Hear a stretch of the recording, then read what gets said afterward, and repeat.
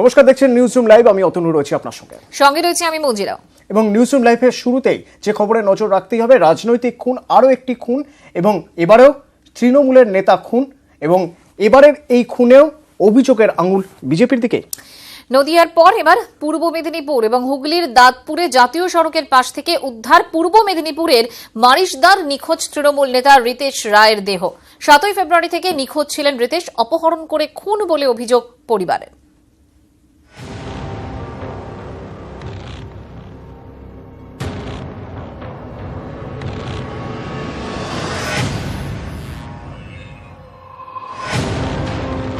দুদিন আগেই নদিয়ার ফুলবাড়িতে সরস্বতী পুজোর উদ্বোধনে গিয়ে খুন হন কৃষ্ণগঞ্জের বিধায়ক সত্যজিৎ বিশ্বাস। সেই ঘটনার রেশ কাটতে না কাটতেই খুন আরও এক তৃণমূল নেতা। হুগলির দাঁতপুরে তাল চিনাল গ্রামে চুঁচুড়া তারকেশ্বর রোডের ধার থেকে উদ্ধার হলো কাঁথির মারিশদার তৃণমূল নেতা রিতেশ রায়ের দেহ। কাঁথির 3 নম্বর ব্লকের চাঁদবেড়িয়ার তৃণমূল নেতা রিতেশ রায় 7 ফেব্রুয়ারি থেকে নিখোঁজ ছিলেন তিনি। 9 ফেব্রুয়ারি তার দেহ উদ্ধার হয়। রিতেশকে শ্বাসরোধ করে খুন করা হয়েছে বলে অনুমান পুলিশের। চুঁচুড়া হাসপাতালে দেহ নিয়ে যায় পুলিশ। পরিচয় না মেলায় ছবি তুলে পাঠানো হয় বিভিন্ন থানায়। রিতেশ রায়ের স্ত্রী মহুয়া স্বামীর ছবি দেখে শনাক্ত করেন। সৌভিক চক্রবর্তী 9টার সময় আমার স্বামী ফোন করে বলে উনার বাবার হার্ট অ্যাটাক হয়েছে, আমি ওনার সঙ্গে মালদা যাচ্ছি বলে বেরিয়ে গেছে। মাঝ রাস্তায় ওকে খুন করে দিয়ে ফেলে চলে গেছে। পরিবারের দাবি, বন্ধুর ফোন পেয়ে 7 ফেব্রুয়ারি কোলাঘাট যান রিতেশ। শেষবার বাড়িতে ফোন করে তিনি জানান বন্ধুর বাবার হার্ট অ্যাটাক হয়েছে, তাই মালদা যাচ্ছেন। তারপর থেকে বন্ধ তার 2টি মোবাইল। তৃণমূল নেতাকে অপহরণ করে খুন করা হয়েছে বলে অভিযোগ পরিবারের। অভিযোগ দায়ের হয় মারিশদা থানায়। পাওয়া গেল রাস্তার ধার থেকে পাওয়া গেছে বলেছে, গলায় একটা দাগ আছে। অভিযোগ এখন বিরুদ্ধে হচ্ছে যার সাথে গেছিল তারই বিরুদ্ধেই অভিযোগটা মেনলি, সৌভিক চক্রবর্তী। খুনের মোটিভ নিয়ে ধন্দে পুলিশ। বাড়ছে রহস্য, রাজনৈতিক প্রতিহিংসার জেরে খুন নাকি এর পেছনে অন্য কোনো রহস্য, খতিয়ে দেখা হচ্ছে সমস্ত সম্ভাবনা। পূর্ব মেদিনীপুর ও হুগলি থেকে সুজিত ভৌমিক ও সৈকত বিশ্বাস, নিউজ 18 বাংলা। এবং এই খুনের ক্ষেত্রেও নেপথ্যে বিজেপির হাত দেখছে তৃণমূল। পূর্ব মেদিনীপুরে নিহত দলীয় নেতার বাড়িতে গিয়ে বিজেপিকে কাঠগড়ায় তুললেন শুভেন্দু অধিকারী। পরিবারের সন্দেহ অবশ্য নিহতের এক বন্ধুকে। পূর্ব মেদিনীপুরের তৃণমূল নেতার দেহ উদ্ধার হুগলি থেকে।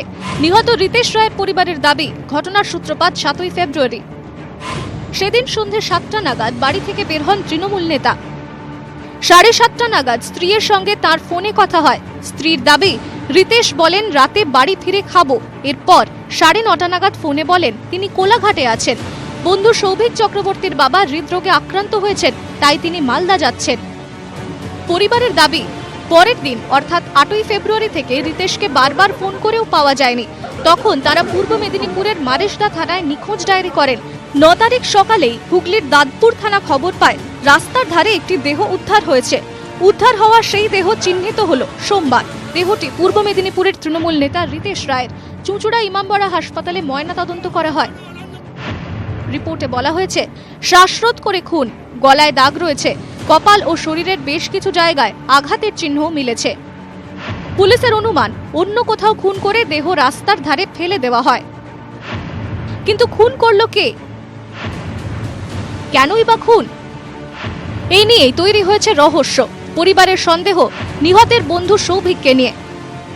সৌভিক চক্রবর্তী বিকাশ প্রফুল্ল ভবনে চাকরি করতে বলতো, স্কুল ইন্সপেক্টর। উনি মাঝে মাঝে আমার স্বামীর সঙ্গে এসে দেখা করতো, কোনো সময় কলকাতায় বা কোলাঘাটে। সেদিন 7 তারিখ কোলাঘাটে ডেকেছিল। এপিসি ভবনে চাকরি করে, এটুকুই বাবার মুখ থেকে শোনা। বাবা বেরিয়েছিল বাড়ি থেকে 7টা থেকে 7:30টার মধ্যে, আর লাস্ট আমাদের সাথে কথা হয় 9:30। দুর্মুট বেতালিয়া কৃষি সমবায় উন্নয়ন সমিতির সভাপতি ছিলেন তৃণমূল নেতা রিতেশ রায়। তাহলে কি টাকা পয়সা নিয়ে গন্ডগোলের জেরে খুন, নাকি পেছনে রাজনীতি? রাজনৈতিক কোনো উদ্দেশ্য থাকতে পারে? হ্যাঁ, থাকতেই পারে কোনো, কারণ আমার বাবা তৃণমূল পার্টি করতো, ঠিক আছে, এবারে থাকতেই পারে কোনো মতে। আমি উড়িয়ে দিতে পারছি না কথাটাকে একদম। ওই লোকটাকে তুললে তো সব এসে যাবে, তবে রাজনৈতিক শত্রুতা ছিল আমি বলবো। এবং 29 তারিখে মানিক বাবুরা যে অফিসে বসতেন ওই বুথেই তো লোকটা মারা গেল। পরিবারের দাবি, রিতেশের বন্ধু সৌভিক ছিলেন স্কুল পরিদর্শক, কিন্তু তারা তাকে কোনোদিন দেখেননি। এই সৌভিকের সঙ্গে রিতেশের সম্পর্ক কেমন ছিল সেটা খতিয়ে দেখছেন তদন্তকারীরা। দুজনের কারোরই মোবাইল ফোন উদ্ধার হয়নি। ফোনের শেষ টাওয়ার লোকেশন কোথায় ছিল সেটাও খতিয়ে দেখছে পুলিশ। 7ই ফেব্রুয়ারি রাতে তৃণমূল নেতা রিতেশ রায় কি গাড়ি নিয়ে বেরিয়েছিলেন? যদি তাই হয় তাহলে গাড়িটি কার? সত্যিই কি মালদা যাচ্ছিলেন রিতেশ রায়? কোলাঘাটের বেশ কয়েকটি হোটেল এবং ধুলাগড়, পালশিট ও ডানকুনি টোল প্লাজার সিসিটিভি ফুটেজ খতিয়ে দেখছে পুলিশ। ক্যামেরায় হিমাদ্রি দাস ও সমীর মাইতের সঙ্গে আবির ঘোষাল ও সুজিত ভৌমিকের রিপোর্ট, নিউজ 18 বাংলা। এদিকে নদিয়ায় বিধায়ক খুনে মূল অভিযুক্ত অভিজিৎ পুন্ডারি এখনো অধরা। পুলিশের জেরায় ধৃত দুজনের দাবি, ঘটনাস্থলে শাল এবং জ্যাকেটে লুকিয়ে আগ্নেয়াস্ত্র নিয়ে যায় 8 থেকে 10 জনের দুষ্কৃতী। তবে গুলি চালায় একজনই। অভিযুক্ত অভিজিতের বাড়িতে একটি গর্তের হদিশ মিলেছে। ওই গর্তেই আগ্নেয়াস্ত্র লুকিয়ে রাখা ছিল বলে অনুমান। নদিয়ার ফুলবাড়িতে বাড়ির কাছে সরস্বতী পুজোর উদ্বোধনে গিয়ে খুন কৃষ্ণগঞ্জের বিধায়ক সত্যজিৎ বিশ্বাস। বিধায়ক খুনে ধৃত সুজিত ও কার্তিক মণ্ডলকে রাতভর জেরা করে পুলিশ। জেরায় ধৃতরা জানিয়েছে, মঞ্চের সামনে বিধায়ককে গুলি করার জন্য ছিল এক দুষ্কৃতী। মঞ্চের আশপাশে সশস্ত্র অবস্থায় 8 থেকে 10 জন ছিল। জ্যাকেট ও শালের মধ্যে আগ্নেয়াস্ত্র লুকিয়ে রেখেছিল দুষ্কৃতীরা। স্থানীয়দের চোখে ধুলো দিতেই ছড়িয়ে ছিটিয়ে থাকার ছক কষে দুষ্কৃতীরা। তাদের ছক ছিল, একজন গুলি করে পালাতে গিয়ে ধরা পড়ে গেলে বাকিরা শূন্যে গুলি ছুড়বে। গুলির আওয়াজে স্থানীয় বাসিন্দারা আতঙ্কে পালিয়ে যাবে। দুষ্কৃতীরা স্থানীয় হওয়ায় ভিড়ে মিশে যাওয়াও সহজ হবে। দুষ্কৃতীরা স্থানীয় হওয়ায় পালানোর রাস্তাও খুঁজে পাওয়া সহজ হবে। সেদিন বিধায়ককে খুনের পর আগ্নেয়াস্ত্র ফেলে পালিয়ে যায় দুষ্কৃতী। অভিযুক্ত অভিজিৎ পুন্ডারির বাড়িতে ভাঙচুর চালায় স্থানীয়রা। একটি খাটের নিচে বড় গর্তের হদিশ মেলে। অত্যন্ত উল্লেখযোগ্য একটা তথ্য পুলিশের হাতে এসছে, যে আগ্নেয়াস্ত্র দিয়ে বিধায়ককে খুন করা হয়েছিল সেই আগ্নেয়াস্ত্র অভিজিতের বাড়ির এই যে মেঝে, এই মেঝেতেই কিন্তু পুঁতে রাখা হয়েছিল এবং ঘটনা ঘটার পর দুপুরের পর এখানে আগ্নেয়াস্ত্র এনে মাটি খুঁড়ে আপনারা দেখছেন বেশ কিছুটা গর্ত করে রাখা হয়েছিল এবং এখানেই সেই আগ্নেয়াস্ত্র লুকিয়ে রাখা হয়েছিল। নিজের ঘরে নয়, সন্দেহ এড়াতে এক মানসিক ভারসাম্যহীন আত্মীয়ের ঘরে গর্ত খুঁড়ে অভিজিৎ। ওর যে জ্যাঠা আছে, জ্যাঠাটা তো পাগল। ওনার জ্যাঠার এই ঘরটা যেহেতু সন্দেহজনক ভাবা যাবে না বা ভাববেও না কেউ, গর্তটা করা ছিল বলতে সব খোঁচাখুচি হচ্ছে। তখন চৌকিটা যখন সরিয়েছে তখন দেখা যাচ্ছে যে গর্ত করা আছে আর মাটিগুলো সব ভেজা ছিল। এদের সঙ্গে আমাদের সম্পর্কও নেই, এটা ওদের নিজেদের বাড়ি আর আমরা হচ্ছে জ্যাঠার বাড়ি। হ্যাঁ, এবার কোনো কারণে শরীকে কিছু নিয়ে ঝামেলা হলে বলতো শ্যুট করব, গুলি করব এবং নিজের বাড়ির বৌদিকেও বলতো শ্যুট করব। আর যার সঙ্গে যখনই ঝামেলা হোক আগেই গায়ে হাত দিত। উদ্ধার হওয়া আগ্নেয়াস্ত্রের ফিঙ্গারপ্রিন্ট ও ব্যালাস্টিক পরীক্ষা করবেন ফরেনসিক বিশেষজ্ঞরা। এখনো বুলেট হেড আর গুলির খোল মেলেনি। অভিজিতের খোঁজে হন্যে হয়ে তল্লাশি চালাচ্ছে পুলিশ। নিউজ 18 বাংলা।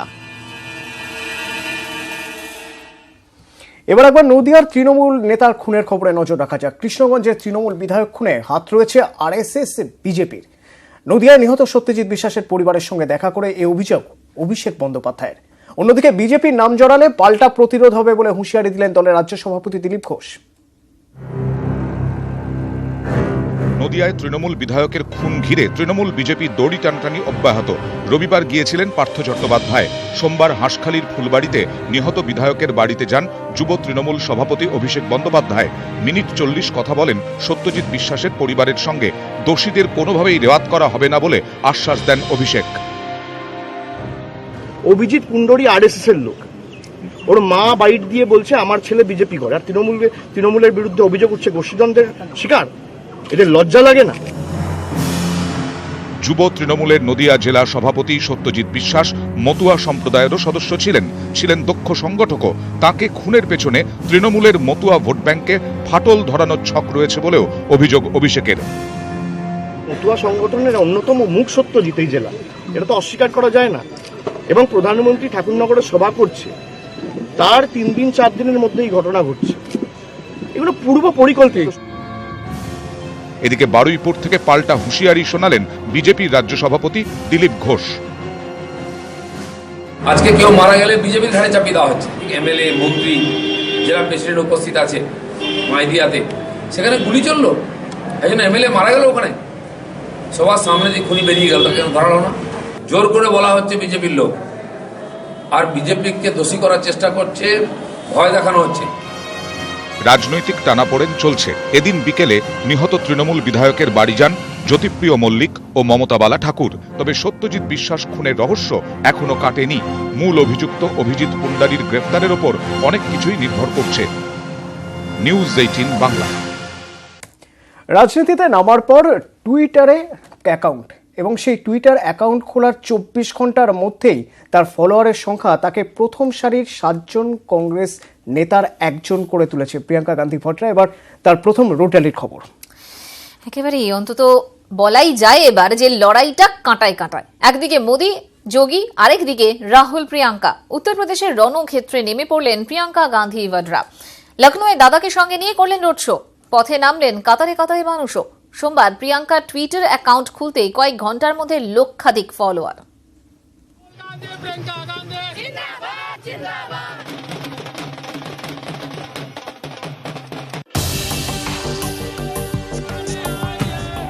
দায়িত্ব আগেই পেয়েছেন, এবার সরাসরি কুরুক্ষেত্রে প্রিয়াঙ্কা গান্ধী।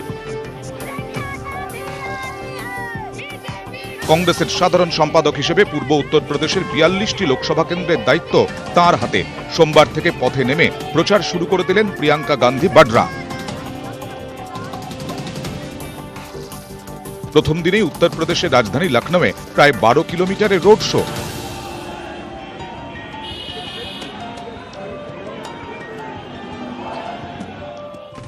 বিমানবন্দর থেকে রাহুল প্রিয়াঙ্কা বের হতেই কংগ্রেস নেতাকর্মীরা উচ্ছ্বাসে ফেটে পড়েন।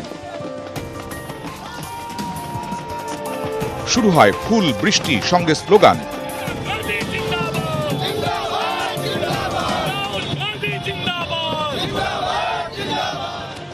বিমানবন্দর থেকে বেরিয়ে বিশেষ বাসের ছাদে দাদা বোন, সঙ্গে পশ্চিম উত্তরপ্রদেশের দায়িত্বপ্রাপ্ত কংগ্রেসের সাধারণ সম্পাদক জ্যোতিরাদিত্য সিন্ধিয়া এবং উত্তরপ্রদেশের কংগ্রেস সভাপতি রাজ বাব্বর। বাস এগোচ্ছিল শামুকের গতিতে, সঙ্গে কাতারে কাতারে মানুষ। এই রোড শোয়ে যোগ দেওয়ার জন্য রবিবারই বার্তা দেন প্রিয়াঙ্কা। और मेरे दिल में आशा है कि हम सब मिलकर एक नई राजनीति की शुरुआत करेंगे, एक ऐसी राजनीति जिसमें आप सब भागीदार होंगे। मेरे युवा दोस्त, मेरी बहनें और सबसे कमजोर व्यक्ति, सबकी आवाज सुनाई देगी। প্রিয়াঙ্কা রাহুলের এই রোড শো ঘিরে লখনৌ মুড়ে দেওয়া হয়েছিল ফ্লেক্স ব্যানারে। দুজনে বাসে চেপে র্যালি শুরু করতেই রাজধানীর রাজপথে মানুষের ঢল। হাত নাড়লেন দুজনেই, সুর চড়ালেন রাহুল গান্ধী, আরেকবার বুঝিয়ে দিলেন প্রিয়াঙ্কাকে ঘিরে কংগ্রেসের ঠিক কি প্রত্যাশা।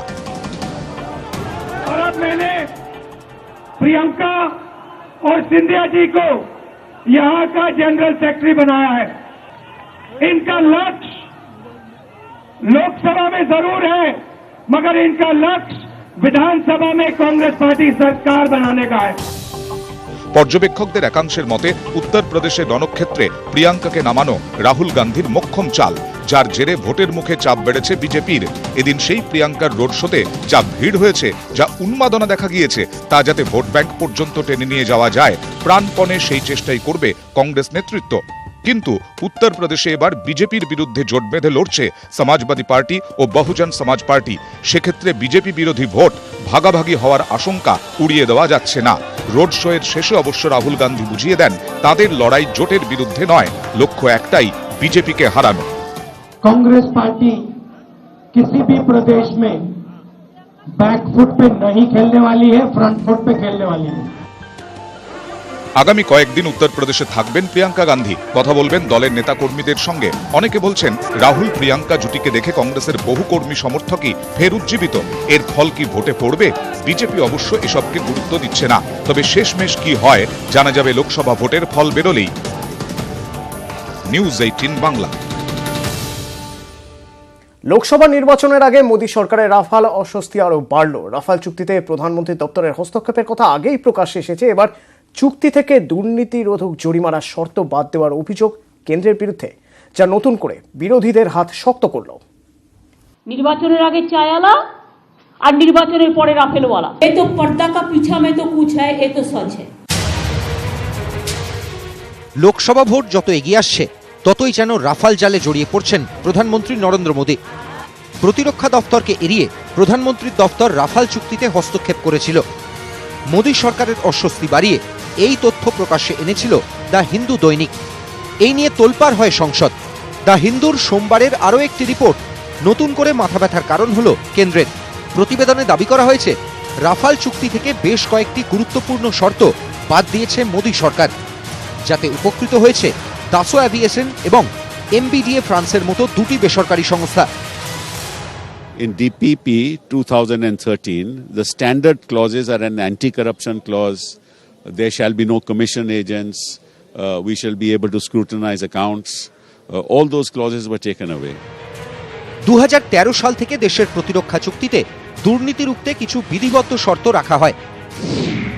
চুক্তিতে প্রভাব খাটালে দিতে হবে জরিমানা, দালাল বা দালাল সংস্থার ক্ষেত্রে কড়া ব্যবস্থা, অস্ত্র সরবরাহকারী সংস্থার হিসেব নিকেশ খতিয়ে দেখার অধিকার। এছাড়াও ক্রেতা বা বিক্রেতার নিরাপত্তা ও স্বার্থ রক্ষায় বড় অঙ্কের চুক্তির লেনদেন একটি বিশেষ ব্যাংক অ্যাকাউন্টের মাধ্যমে হয়। এই অ্যাকাউন্টকে এসক্রো অ্যাকাউন্ট বলা হয়। চুক্তি হওয়ার পর ক্রেতা ওই অ্যাকাউন্টে টাকা জমা করে। চুক্তি অনুযায়ী প্রতিরক্ষা সামগ্রী সরবরাহের পর ক্রেতার কোনো অভিযোগ না থাকলে ওই অ্যাকাউন্ট থেকে টাকা হাতে পান বিক্রেতা।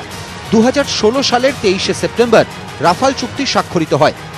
চুক্তির 1 মাস আগে প্রধানমন্ত্রীর নেতৃত্বে মন্ত্রিসভার বৈঠক বসে। অভিযোগ, সেখানে দুর্নীতিরোধক জরিমানার শর্ত ও এসক্রো অ্যাকাউন্টের মাধ্যমে লেনদেনের প্রক্রিয়া বাদ দেয়া হয়। নতুন রাফাল অস্ত্র হাতে আসতেই আসরে নামে মোদী বিরোধীরা। और आज हिंदू में क्लियर दिखा कि जो एंटी करप्शन कॉज होता है उसको नरेंद्र मोदी ने मिटाया, हटाया। तो क्लियर है कि प्रधानमंत्री ने राफेल मामले में चोरी की है, करवाई है। কেন্দ্রের অবশ্য দাবি চুক্তিতে কোনো বদল হয়নি। ইউপিএ সরকারের প্রস্তাবিত চুক্তি এগিয়ে নিয়ে গিয়েছে মোদী সরকার। এখানেই বিরোধীদের মোক্ষম প্রশ্ন, তাহলে মোদী জমানায় রাফাল যুদ্ধ বিমানের দাম 3 গুণ বেড়ে গেল কিভাবে? নিউজ 18 বাংলা। ইস্যু যাই হোক না কেন, কলকাতার পর লড়াই এখন দিল্লিতে। আবারও একজোট বিরোধীরা। অন্ধ্রপ্রদেশের বিশেষ মর্যাদার দাবিতে চন্দ্রবাবু নাইডু ধর্ণা মঞ্চে ফের ইউনাইটেড ইন্ডিয়ার ছবি। ধর্ণা মঞ্চ থেকেই মোদী বিরোধিতার সুর আরও চড়ল। আর এই আবহেই আগামীকাল দিল্লি যাচ্ছেন তৃণমূল সুপ্রিমো। মেট্রো চ্যানেলের ধাঁচে যন্তর মন্তরের সত্যাগ্রহ ধর্ণায় বসবেন মমতা। কলকাতার পর দিল্লি, ফের একজোট বিরোধী শিবির। উপলক্ষ অন্ধ্রপ্রদেশের বিশেষ মর্যাদা। দিল্লিতে প্রতীকী অনশনে বসেছেন চন্দ্রবাবু নাইডু। অন্ধ্রভবনের সেই ধর্নাই হয়ে উঠল মোদী বিরোধিতার মঞ্চ। রাহুল থেকে অরবিন্দ কেজরিওয়াল, মুলায়ম থেকে ফারুক আবদুল্লাহ ধর্নায় যোগ দিয়ে আরও একবার ইউনাইটেড ইন্ডিয়ার বার্তা দিলেন। Whatever promises have been made to the people of Andhra Pradesh at the time of reorganization must be fulfilled. এদিন ধর্নায় যোগ দেন প্রাক্তন প্রধানমন্ত্রী মনমোহন সিংও। উত্তরসূরির প্রতি তাঁর পরামর্শ, প্রতিশ্রুতি দিলে তা রক্ষা করা উচিত। এটা শুধু টিডিপি বা তৃণমূল বা সাপা বাসপা সাইকেল আর হাতি একসাথে হলো না, এটা একটা আরো বড় ব্যাপার। সিচুয়েশনটা যে 2 মাসের মধ্যে আমাদের এই চান্স দেশ বাঁচাতে হবে। কলকাতায় মমতার ডাকে ধর্নায় এসে পাশে দাঁড়ানোর বার্তা দিয়েছিলেন অন্ধ্রপ্রদেশের মুখ্যমন্ত্রী। সোমবারের ধর্নায় নিজে না থাকতে পারলেও প্রতিনিধি হিসেবে ডেরেক ওব্রায়েনকে পাঠান তৃণমূল নেত্রী। अगर डिफेंस डील में कोई करप्शन हो, नरेंद्र मोदी ने बाईपास सर्जरी की और डिफेंस मिनिस्ट्री ने ऑब्जेक्शन दिया। जो एंटी करप्शन कॉज होता है उसको नरेंद्र मोदी ने मिटाया, हटाया। प्रधानमंत्री ने राफेल मामले में चोरी की है, करवाई है। মঙ্গলবার দুদিনের সফরে দিল্লি যাচ্ছেন মমতা বন্দ্যোপাধ্যায়। 13 ও 14 ফেব্রুয়ারি মেট্রো চ্যানেলের ধাঁচে যন্তর মন্তরের সত্যাগ্রহে বসবেন তৃণমূল নেত্রী সহ বিজেপি বিরোধী দলগুলির নেতারা। লক্ষ্য লোকসভার যুদ্ধের আগে মোদী বিরোধী লড়াইয়ে আরও অক্সিজেন যোগানো। 19 ব্রিগেডের পর মেট্রো চ্যানেলে ইউনাইটেড ইন্ডিয়ার ধর্নার চাপ বাড়িয়েছে বিজেপি। রাজ্যে প্রচারে এসে তৃণমূল নেত্রীকে মোদীর লাগাতার আক্রমণেই তা স্পষ্ট। সেই আবহে দিল্লির ধর্নাতেও মমতার উপস্থিতি নিঃসন্দেহে গেরুয়া শিবিরের মাথা ব্যথা বাড়াতে চলেছে। নিউজ 18 বাংলা। প্রতিবাদের হাতিয়ার কবিতা। কেন্দ্রীয় বিরোধিতায় কবিতা লিখে প্রতিবাদ জানালেন মুখ্যমন্ত্রী মমতা বন্দ্যোপাধ্যায়। নিজের হাতে লেখা কবিতাটি আজ টুইট করেন তিনি। কবিতার নাম চাবি।